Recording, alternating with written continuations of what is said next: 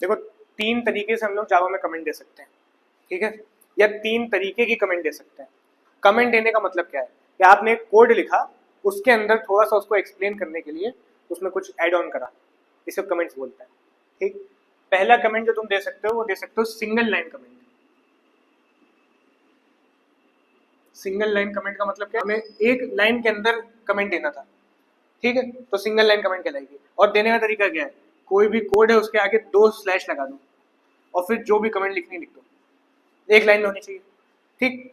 दूसरी जो हो सकती है वो हमारी होती है multi line comment. Multi line comment का मतलब क्या है, आपको कमेंट तो देनी है पर 2 लाइनों में जा रही है वो, ठीक है, 2 या 3 लाइनों में।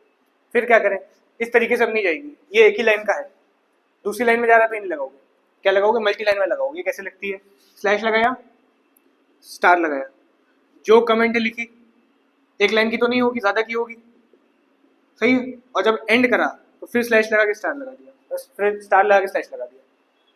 तो समझ में आया, ये क्या है, मल्टी लाइन कमेंट देने का तरीका है। थर्ड जो आएगी हमारी वो आएगी डॉक्यूमेंटेशनल कमेंट। मतलब आपको जो कमेंट देनी है वो एक लाइन 2 लाइन की नहीं है, थोड़ा सा पैराग्राफ टाइप है, तो फिर क्या कहलाएगा वो, डॉक्यूमेंटेशनल कमेंट। और इसको कैसे दिया जाएगा, स्लैश लगाया, 2 स्टार लगाए, ठीक, जितनी बड़ी कमेंट है लिखो, सही है, और एंड में फिर स्लैश, स्टार और स्लैश, डॉक्यूमेंटेशनल कमेंट। एग्जाम्पल ये प्रोग्राम है तुम्हारा, import class public static void main, scanner लगा हुआ है, मैसेज दिया है, इनपुट लिया है,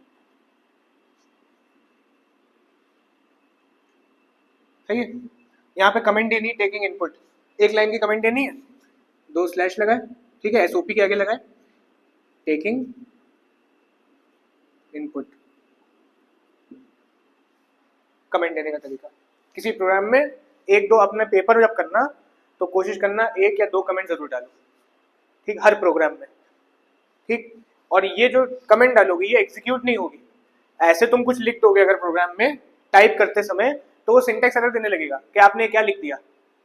आप कोड लिख रहे हो, स्कैनर लगा रहे हो, मैसेज दे रहे हो, इनपुट ले रहे हो, आपने क्या लिख दिया, कुछ लिख दिया उसके अंदर अपनी बात, तो वो एरर देने लगेगा। लेकिन जब 2 स्लैश लगा के लिखोगे समझ जाएगा इसने क्या करी है, ये कमेंट करी है, वो उसको रीड ही नहीं करेगा, 2 स्लैश के बाद वाली पार्ट को वो रीड नहीं करेगा।